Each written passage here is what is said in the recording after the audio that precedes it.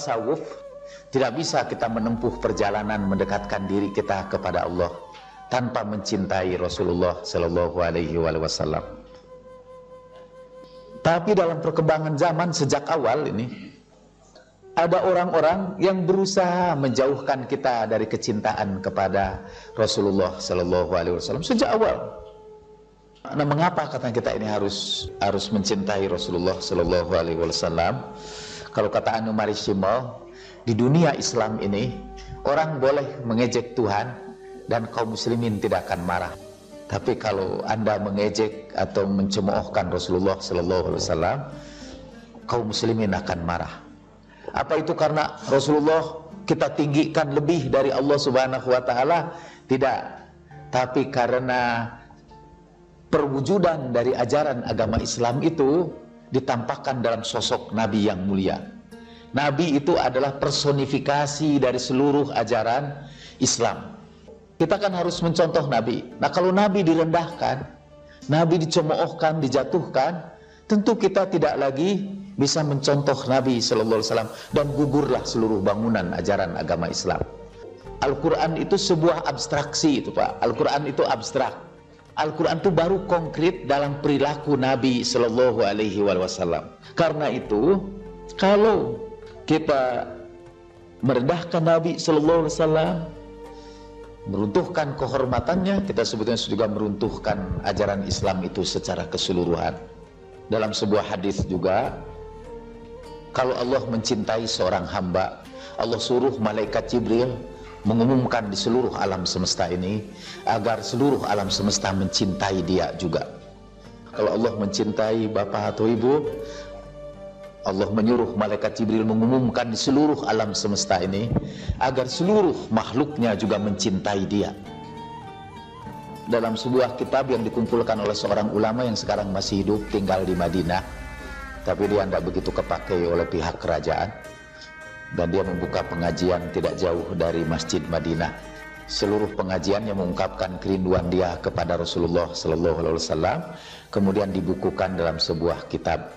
Di situ disebutkan kecintaan seluruh alam semesta ini kepada Nabi, termasuk kecintaan bebatuan, kecintaan pepohonan, kecintaan gunung-gunung kepada Nabi yang mulia ketika beliau masih hidup maupun setelah beliau meninggal dunia. Penulis buku itu menjelaskan apa betul bebatuan memiliki perasaan, karena cinta itu kan termasuk perasaan. Apa betul bebatuan memiliki cinta? Apa betul gunung-gunung itu bisa mencintai sesuatu? Lalu dia kutiplah ayat-ayat Al-Quran yang menyebutkan misalnya di dalam surat Al-Baqarah, wa inna minal hijarah lama yatafajjaru minhul anhar wa inna minha lama yahbitu min khasyatillah. Di antara bebatuan itu ada yang runtuh karena takut kepada Allah. Takut kan itu sebuah perasaan. Kemudian tentang gunung-gunung juga yang punya perasaan, Al-Quran mengatakan, lau anzalna hadzal Qur'an ala jabalin. Sekiranya Al-Quran ini kami turunkan pada gunung, la ra'aitahu, akan kau lihat gunung itu khasyian, ketakutan, mutasaddian, berguncang seluruhnya itu min khasyatillah, karena takut kepada Allah. Jadi gunung-gunung itu punya perasaan, bebatuan itu punya perasaan menurut ayat-ayat Al-Quranul Karim dan menurut sebuah hadis yang disepakati kesohihannya oleh seluruh ahli hadis, walaupun tidak sepakat tentang memahami hadis itu. Pada waktu Rasulullah Sallallahu Alaihi Wasallam pindah ke Madinah, beliau kan mendirikan sholat Jumat yang pertama. Di masjid beliau itulah diadakan sholat Jumat itu. Dan masjidnya waktu itu masih ditumbuhi tanaman. Bahkan di tengah-tengah masjid itu masih dipelihara kebun. Dan kebun itu bertahan ratusan tahun. Kalau bapak dan ibu-ibu nanti berangkat ke Tanah Suci, di tengah-tengah masjid Nabi itu ada ruangan yang terbuka seperti kemah, bisa ditarik, dibuka, bisa ditutup. Nah, ruangan itu dahulu adalah kebun, dan kebun itu terletak di tengah-tengah masjid. Dekat mihrab Nabi ada lagi satu pohon kurma. Ketika Nabi Shallallahu Alaihi Wasallam mau berkhutbah, beliau berkhutbah dengan menyandarkan punggungnya yang mulia kepada pohon kurma itu. Jumlah jemaah makin lama makin banyak, sehingga Rasulullah tidak terlihat oleh jemaah yang paling belakang. Lalu para sahabat mengusulkan agar dibuatkan mimbar yang pertama untuk Nabi, supaya Nabi berbicaranya di mimbar. Mimbar itu katanya terdiri dari 3 trap, 3 anak tangga. Lalu para sahabat berusaha membangun itu dari kayu-kayu yang terdapat di padang pasir. Waktu itu dibuatlah mimbar. Dan pada Jumat yang pertama Rasulullah keluar seperti biasa dari rumahnya menuju mimbar yang sudah disediakan itu. Baru saja Nabi melangkah pada trap yang kedua, tiba-tiba masjid berguncang. Mereka mendengar tangisan yang sangat menyayat hati. Dan ada guncangan katanya yang menyebabkan debu-debu itu dari dinding-dinding masjid yang di pinggir itu berjatuhan. Lalu Rasulullah turun dari mimbarnya. Dia memeluk pohon kurma itu dan menyuruh pohon kurma itu terdiam. Seraya beliau menawarkan, apakah kamu ingin ditempatkan Allah dalam sebuah kebun yang bermanfaat bagi kaum muslimin dan hidup abadi, ataukah kamu akan aku tempatkan di surga sehingga engkau bisa mendampingi aku secara abadi, tawarkan. Dan diamlah pohon kurma itu, dan suara tangisan itu pun tidak terdengar.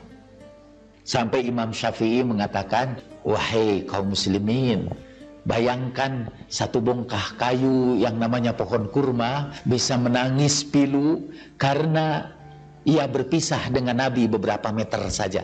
Dan engkau, kata, biasa-biasa saja, kata Imam Syafi'i, padahal engkau dipisahkan dari Nabi yang mulia dalam jarak ribuan tahun. Dan kau dipisahkan dari dia ke dalam jarak ribuan kilometer. Kenapa kerinduan pohon kurma itu tidak ada dalam hati kamu, kata Imam Syafi'i ridwanullahi ta'ala alaih. Nah, itu pohon kurma mencintai Rasulullah sallallahu alaihi wasallam. Dan kalau kita mencintai Rasulullah, maka seluruh alam semesta akan ikut mencintai kita, karena mereka juga mencintai Rasulullah sallallahu alaihi wasallam.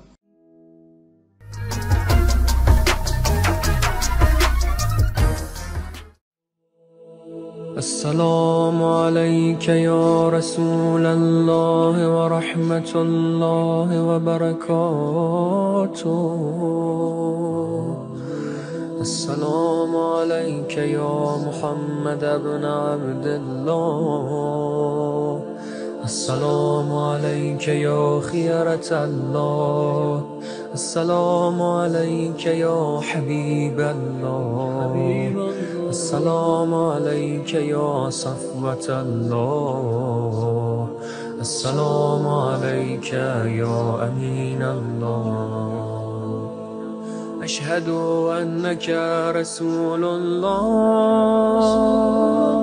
وأشهد أنك محمد بن عبد الله.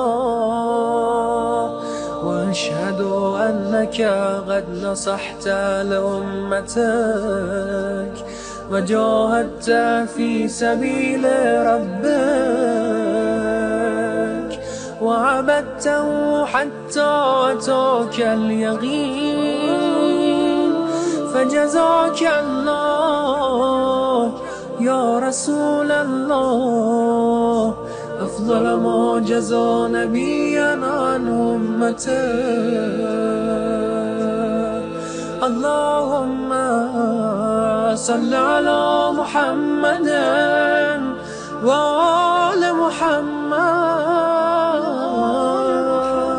أفضل ما صليت على إبراهيم وآل إبراهيم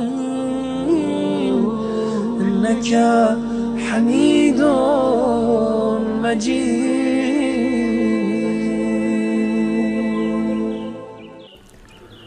Bismillahirrahmanirrahim. Alhamdulillahi rabbil alamin.